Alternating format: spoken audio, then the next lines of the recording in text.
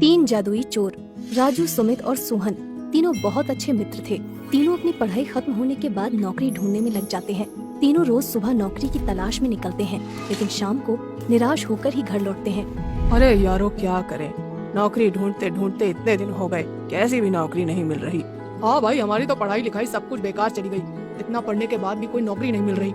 सोहन भैया, आजकल पढ़ाई से कुछ नहीं होता, पैसा भी होना चाहिए, पैसा देखकर ही नौकरी मिलती है। ये बात तो सही है, रिश्वत से ही सारे काम होते हैं। पैसा फेंको, तमाशा देखो। समझ नहीं आ रहा है करे तो क्या करें। गांव से भी लगातार फोन आते रहते हैं, रोज पूछते हैं मिल गई नौकरी, कब कमाना शुरू करोगे। सबकी बातें सुन सुनकर दिमाग खराब हो जाता है। कहाँ से दूं पैसे, चोरी करूं या किसी के घर में डाका डालूं? भाई अगर यही सब रहा तो हमें चोरी ही करनी पड़ेगी। हाँ सोहन भाई, तुम सही बोल रहे हो। मुझे तो लगता है हमें यही काम करना चाहिए। ईमानदारी में कुछ नहीं रखा, क्यों ना हम तीनों मिलकर चोरी करें। राजू की बातों से सोहन राजी हो जाता है, लेकिन सुमित गुस्से में आ जाता है। फिर सोहन और राजू सुमित को उसकी ऐसी ऐसी परेशानियां गिनवाते हैं कि सुमित भी चोरी के लिए राजी हो जाता है। फिर अगली ही रात को, हाँ भाइयों, तैयार हो तुम दोनों अपने अपने काम पर निकलने के लिए? हाँ हाँ, हम तैयार हैं। फिर तीनों दोस्त चोरी करने के लिए एक बुढ़िया के घर में घुस जाते हैं।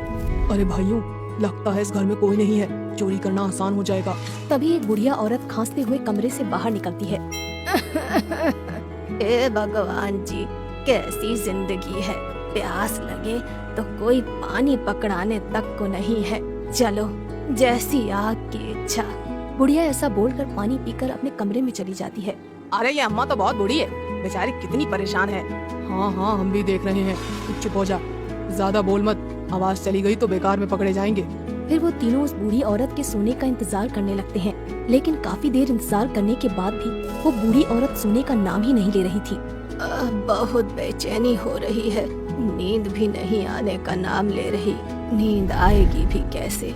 जब तक ये पैसे बैंक में जमा नहीं होंगे तब तक मुझे चैन की सांस नहीं आएगी। आखिर एक यही तो है मेरे बुढ़ापे का सहारा, जिससे मैं अपना बचा कुचा वक्त गुजार सकती हूँ, वरना तो मुझ बूढ़ी औरत को कौन आकर पूछेगा।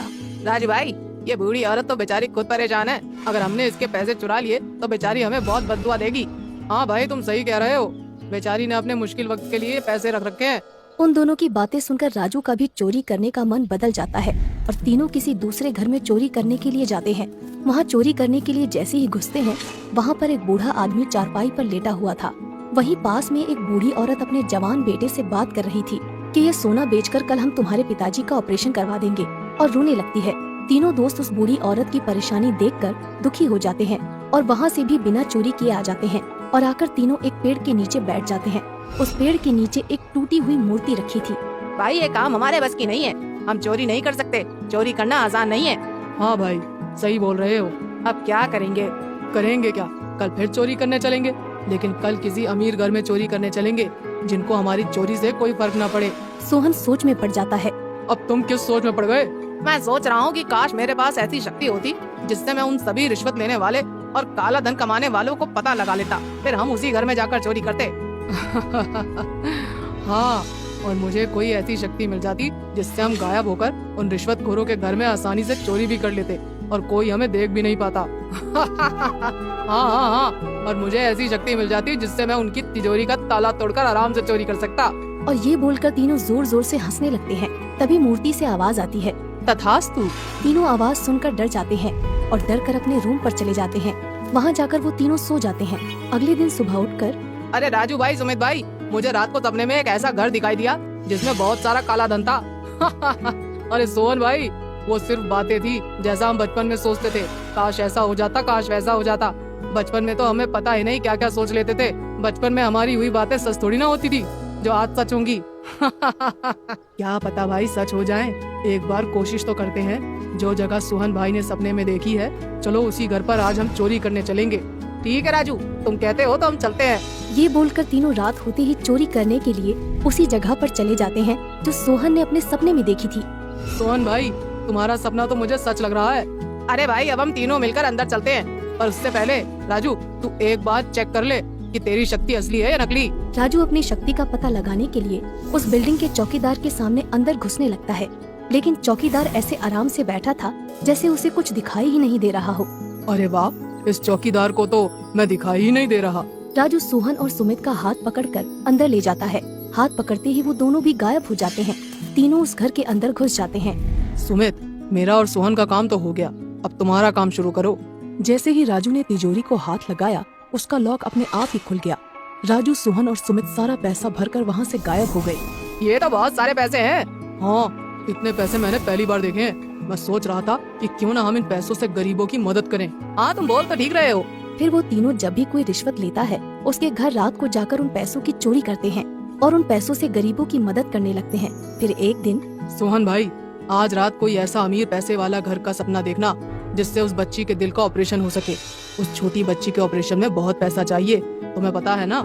हाँ, मुझे पता है, लेकिन ये मेरे हाथ में थोड़ी ना है। जो मेरी शक्ति मुझे दिखाएगी वही तो सपना देखूंगा। अब तक हमने जितनी भी चोरी की है उससे कहीं ज्यादा बड़ी चोरी करनी पड़ेगी हमें। उन तीनों दोस्तों की बात एक पुलिस वाला सुन लेता है और चोरी की बात सुनकर तीनों को पकड़कर पुलिस स्टेशन में ले जाकर बंद कर देता है। हाँ, अब बताओ ये क्या चोरी की बातें चल रही हैं? और तुम सपना देखकर चोरी करते हो, ये सब क्या माजरा है? पुलिस वाला ऐसा बोलते हुए डंडा दिखाने लगता है तो तीनों डर जाते हैं और तीनों अपनी जादुई शक्तियों के बारे में पुलिस को बता देते हैं और साथ ही गरीबों की मदद वाली बात भी बता देते हैं। अच्छा, तुम चोरी करके गरीबों की मदद करते हो? अगर ये बात गलत निकली तो तुम तीनों को अच्छे से रिमांड पर लूंगा। और पूछताछ करने लगता है। पूछताछ के बाद उसे चोरों की बातों पर विश्वास हो जाता है। मैंने तुम्हारे बारे में पूछताछ की, तुम सच बोल रहे हो। तुम एक अच्छे 3 जादुई चोर हो जो दूसरों की मदद करने के लिए चोरी करते हो।